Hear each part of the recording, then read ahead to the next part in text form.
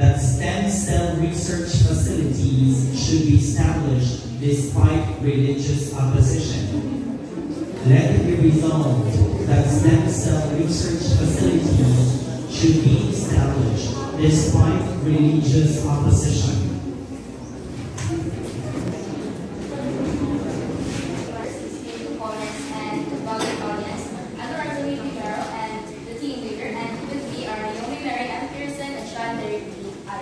Together, we are Team G4, and in this topic, we firmly agree that stem cell research facilities should be improved despite religious beliefs. Because right now, as we all know, technology is advancing, and we of course should make use of it in doing stem cells research to make us more aware of our environment right now. And it would be very important because, for example, it could be used of future diseases that we could be in the future.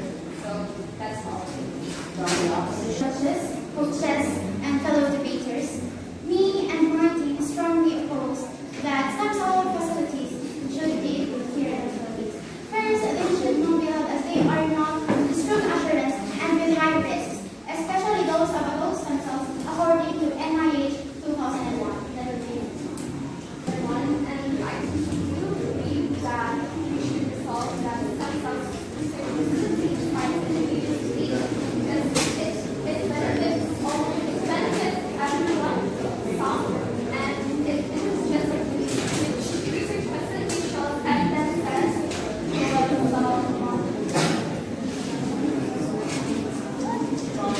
afternoon, everyone. My name is Rian.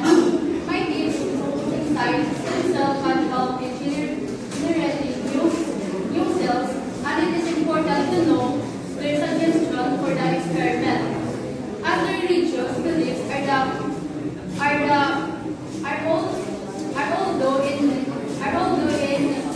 influenced by science. Everyone, I stand firm with our idea that we should make more research facilities despite religious beliefs, for it is clear and evident that stem cell research has great impact on our medical field, not just in current times, but also for more useful findings in the near future, where we should not let our religious beliefs hinder our technological advancement, which could benefit our knowledge and understanding to the medical field. Good afternoon, everyone. I am Sarah, and I will say the summary of this result. I, Sarah, also strongly oppose because we should consider the other perspectives or other kinds of perspectives from each person and people. It is essential or important to know the suggestions in the experiment so that it could be done essentially and without any hindrances to happen, and so that the experiment will have more smoothly and without being added bad results to happen. Right?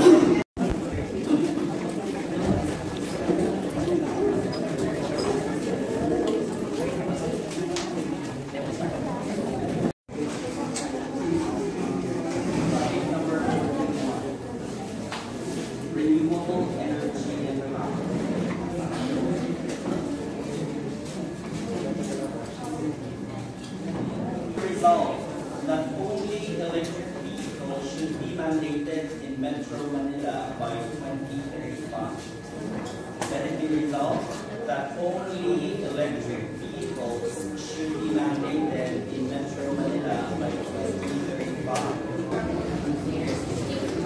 And audience, to us, G4 firmly believe that only electric vehicles should be mandatory in Metro Manila by 2030 because, as we all know, vehicles are one of the most common used for our daily life right now, which could release carbon that can harm our environment. With the situation that we are dealing with right now, struggling with climate change, electric vehicles are one of the smarter choices that we could make.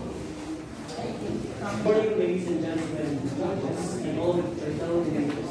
We firmly stand on this debate that we oppose emergency because this might be crucial in our generation that everyone is strongly disagree because in Metro Manila, not all people can afford electrical vehicles due to the poorness of our country. Think about the minimum wage of workers for the transportations that they would earn every day. say it might seem crucial, but it may be helpful, but then those who cannot afford electric vehicles. And another one is the badges that they're like, even they will somehow maintain their daily needs.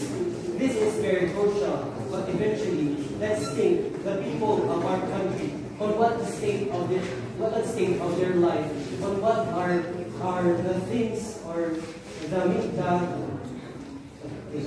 Everyone, we firmly believe that maintaining electric vehicles in Metro Manila is a should, because in Manila it is a very air-polluted place, and especially in urban places around Manila. So why not change into electric vehicles rather than vehicles that rely on fossil fuels? It may not be affordable based cost, but can we afford our human environment? Coming from the opposition. Good day, honorable judges, esteemed opponents, and my fellow debaters, and students of high school. I firmly stand with disagree with the statement that only electric vehicles will not be available in Manila 2030. In transportation, many people rely on jeepneys and vehicles because it's fast and not fast and fuel. Non-electric cars have more horsepower to climb more rough roads and mountains. Also, tricycles have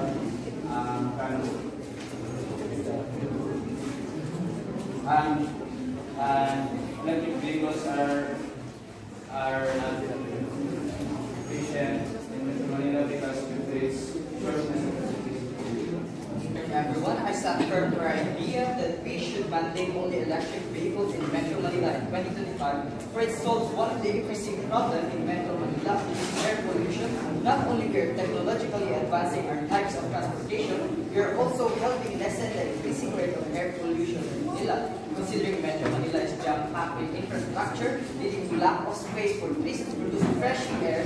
So us, as the main beneficiary of our planet Earth, why should we not find more ways to preserve it despite any circumstances? Honorable judges, respected opponents, the team argument holds that only electric vehicles should be mandated in Manila by 2035. For electronic vehicles must be limited energy, which causes limited transportation. Electronic vehicles are also slower than oil-powered vehicles, leading to much larger time consumed while traveling. It is inconvenient, especially for students and live in areas far from school. That's all. And summary event number 4. On forest and biodiversity conservation. Your motion may be resolved that DENR should prioritize protecting remaining old growth forests over reforestation programs. Let it be resolved that DENR should prioritize protecting remaining old growth forests over reforestation programs. DENR should prioritize protecting our old-grown forests. This is because these forests holds deep us. It has come before us and before we even know this world. And who are we and how do we have the right to destroy and not protect of what came before us? And with this debate, we'll be proving that with two main reasons. First is the weather changes. We know that all trees are resilient than new grown ones. Second is it is very time consuming to recover this newly planted forest because planting a forest takes really a lot of time. And for everyone that is hearing us and for everyone that is watching us, I want you to mark this. We can plant new ones, but we can never recover what we have already lost. Thank you. From the opposition, please. Good evening, honorable educators, esteemed opponents, and audience.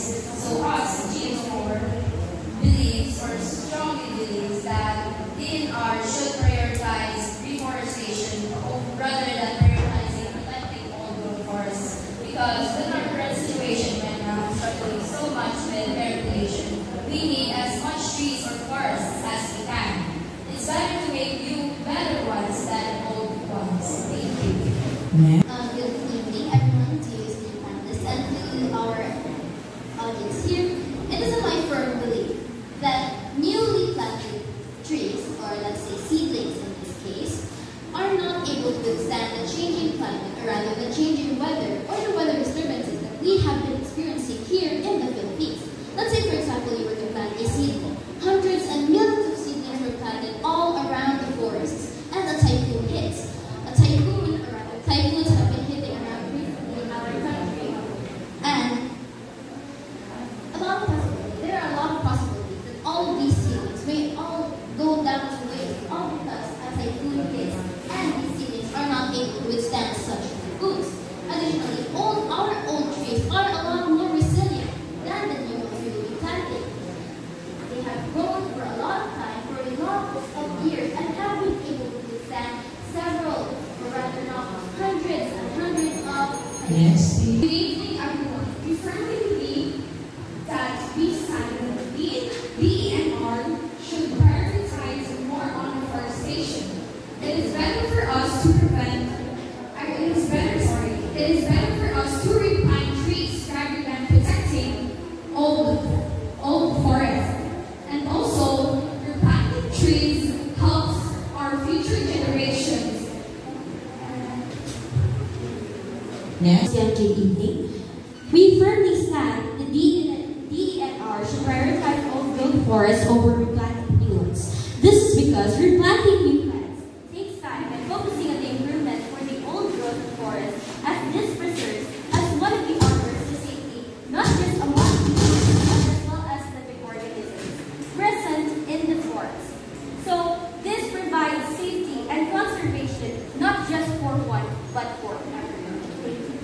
Good evening, everyone. I stand firm in the idea that the DENR should prioritize deforestation rather than protecting old forests, but not only old forests has a low percent of chance to reach its old form due to its condition, it also uses our manpower and efforts to gamble for its low rate of success, preserving it. Instead, we should put our attention and time to replant newer sets of trees for our forests. We should not stick and hope for past versions, but we can just make younger and better trees for our forests that can benefit us in the long run. That's all. Thank you.